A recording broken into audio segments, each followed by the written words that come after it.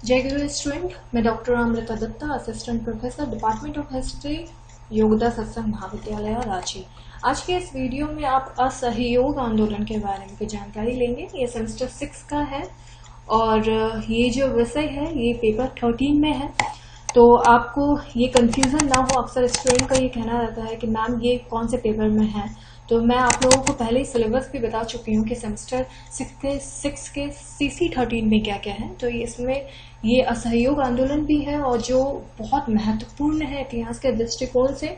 और इस वीडियो में आप संक्षिप्त कुछ बातें जानेंगे और असहयोग आंदोलन के प्रमुख तथ्य क्या क्या थे। तो चलिए हम इस वीडियो में ये देखते हैं कि असहयोग आंदोलन क्या है। तो अहिंसक माध्यमों के माध्यम से भारत में ब्रिटिश शासन का प्रतिरोध गांधी जी के नेतृत्व में चलाया जाने वाला यह प्रथम जन आंदोलन था। इसमें असहयोग और ब्यास काल की नीति प्रमुखता से अपनाई गई। इस आंदोलन का व्यापक जन आधार था। शहरी क्षेत्र में मध्यम वर्ग तथा ग्रामीण क्षेत्र में किसानों का, आदिवासियों का इसी व्यापक समर्थन मिला था। इसमें श्रमिक वर्ग की भी भागीदारी थी। इस प्रकार यह प्रथम जन आंदोलन बन गया। 1914 से 1918 के महान युद्ध के दौरान अंग्रेजों ने प्रेस पर प्रतिबंध लगा दिया गया था और बिना जांच के कारावास की अनुमति दे दी गई थी। अब सर सिडनी रॉलेट की अध्यक्षता वाली एक समिति के संस्तुतियों के आधार पर इन कठोर उपायों को जारी रखा गया था। इसके जवाब में गांधी जी ने देश भर में रॉलेट एक्ट के खिलाफ एक अभियान चलाया। उत्तरी और पश्चिमी भारत के कस्बों में चारों तरफ बंद के समर्थन में दुकानों और स्कूलों के बंद होने के कारण जीवन लगभग ठहर सा गया था। पंजाब में विशेष रूप से कड़ा विरोध हुआ, जहां के बहुत से लोगों ने युद्ध में अंग्रेजों के पक्ष में सेवा की थी और अब अपनी सेवा के बदले वे इनाम की अपेक्षा कर रहे थे, लेकिन इसकी जगह उन्हें रॉलेट एक्ट के द्वारा दिया गया।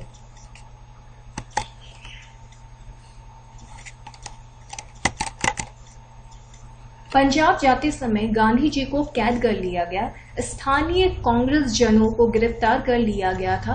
प्रांत की यह स्थिति धीरे धीरे और तनावपूर्ण हो गई तथा अप्रैल 1919 में अमृतसर में यह खून खराबे के चरमोत्कर्ष पर ही पहुंच गई, जब एक अंग्रेज ब्रिगेडियर ने एक राष्ट्रवादी सभा पर गोली चलाने का हुक्म दिया। तब जलियांवाला बाग हत्याकांड के नाम से जाने गए इस हत्याकांड में लगभग हजारों लोग मारे गए और 1600 से 1700 घायल भी हुए। असहयोग आंदोलन का प्रस्ताव कांग्रेस के नागपुर अधिवेशन में दिसंबर 1920 को प्रस्तावित किया गया। जो लोग भारत से उपनिवेशवाद को खत्म करना चाहते थे, उनसे आग्रह किया गया कि वो स्कूलों, कॉलेजों, न्यायालय या आदि कर चुकाने में सरकार का सहयोग ना दें। संक्षेप में सभी को अंग्रेजी सरकार के साथ सभी इच्छिक संबंधों के परित्याग का पालन करने को कहा गया। गांधी जी ने कहा कि यदि असहयोग का ठीक ढंग से पालन किया जाए तो भारत 1 वर्ष के भीतर स्वराज प्राप्त कर लेगा। अपने संघर्ष का और विस्तार करते हुए उन्होंने खिलाफत आंदोलन के साथ साथ मिला लिया और हाल ही में तुर्की शासक कमाल अतातुर्क द्वारा समाप्त किए गए सर्व इस्लामाबाद के प्रतीक खलीफा की पुनः स्थापना की मांग कर दी। आंदोलन की तैयारी काफी तीव्र चली। गांधी जी ने यह आशा की थी कि असहयोग की खिलाफत के साथ मिलाने से भारत के 2 प्रमुख समुदाय हिंदू और मुसलमान मिलकर औपनिवेशिक शासन का अंत कर देंगे। इन आंदोलनों ने निश्चय ही एक लोकप्रिय कार्यवाही के बहाव को उन्मुक्त कर दिया था और ये चीजें औपनिवेशिक भारत में बिल्कुल भी अभूतपूर्व थी। विद्यार्थियों ने सरकार द्वारा चलाए जा रहे स्कूलों और कॉलेजों में जाना बंद कर दिया। वकीलों ने अदालत में जाने से भी मना कर दिया। कई कस्बों और नगरों में श्रमिक वर्ग हड़ताल पर चला गया। सरकारी आंकड़ों के मुताबिक 1921 में 396 हड़तालें हुई, जिनमें 6 लाख श्रमिक शामिल थे और उससे 70 लाख का नुकसान हुआ था। ग्रामीण क्षेत्र भी असंतोष से आंदोलित हो रहा था। पहाड़ी जनजातियों ने वन्य कानूनों की अवहेलना कर दी। अवधि के किसानों ने बहुत सारे ऐसे काम किए जिसमें उन्होंने कर चुकाना बंद कर दिया। कुमाऊं के किसानों ने औपनिवेशिक अधिकारियों का सामान ढोने से मना कर दिया। इन विरोधी आंदोलनों को कभी कभी स्थानीय राष्ट्रवादी नेतृत्व की अवज्ञा करते हुए कार्यान्वित किया गया।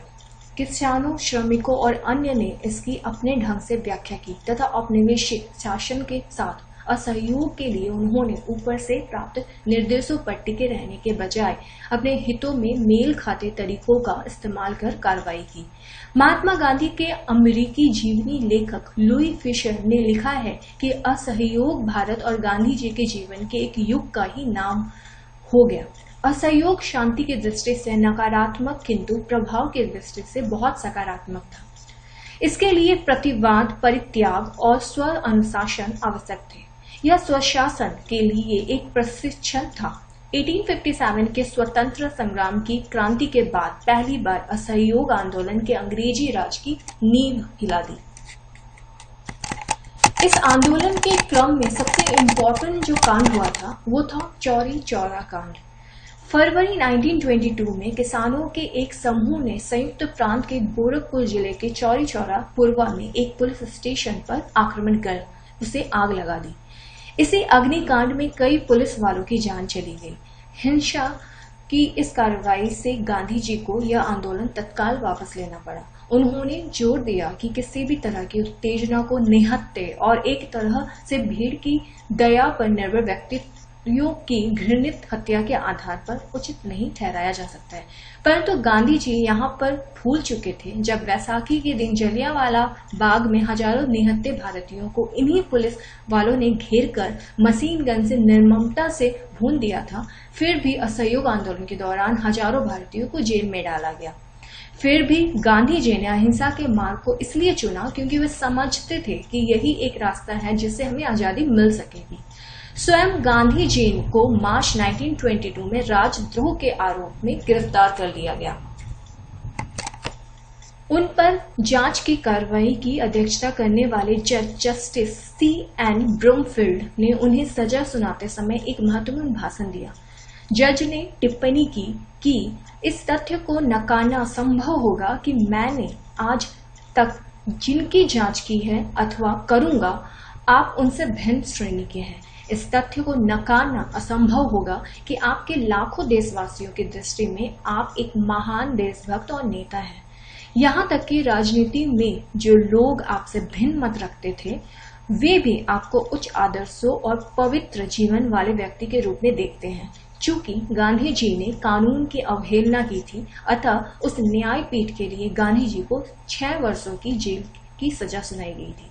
लेकिन जज ब्रूमफील्ड ने कहा कि यदि भारत में घट रही घटनाओं की वजह से सरकार के लिए सजा के इन वर्षों में कमी और आपको मुक्त करना संभव हुआ, तो इससे मुझे कोई ज्यादा प्रशंसा नहीं होगी, यानी कि मुझे बहुत प्रशंसा होगी। इससे अच्छा और मेरे लाइफ में कुछ नहीं होगा। इसके साथ साथ असहयोग आंदोलन के साथ साथ और एक काम गांधी जी ने उस टाइम किया था, जिसमें था प्रिंस ऑफ वेल्स का बहिष्कार। अप्रैल 1921 में प्रिंस ऑफ वेल्स के भारत आगमन पर उनका सर्वत्र काला झंडा दिखाकर स्वागत किया गया था। गांधी जी ने अली बंधुओं की रिहाई न किए जाने के कारण प्रिंस ऑफ वेल्स के भारत आगमन का बहिष्कार किया। 17 नवंबर 1921 को जब प्रिंस ऑफ वेल्स का बम्बई वर्तमान मुंबई आगमन हुआ, तो उनका स्वागत राष्ट्रव्यापी हड़ताल से हुआ। इसी बीच दिसंबर 1921 में अहमदाबाद में कांग्रेस का अधिवेशन हुआ। यहाँ पर असहयोग आंदोलन को तेज करने एवं सविनय अयोग्य आंदोलन चलाने की योजना बनी। असहयोग आंदोलन की समाप्ति इसी बीच 5 फरवरी 1922 को गोरखपुर जिले के चौरी चौरा नामक स्थान पर पुलिस के जबरन एक जुलूस को रोक कर हुआ, जिसके फलस्वरूप जनता ने क्रोध में आकर थाने में आग लगा दी, जिसमें एक थाना और उसमें 21 सिपाहियों की मौत हो गई।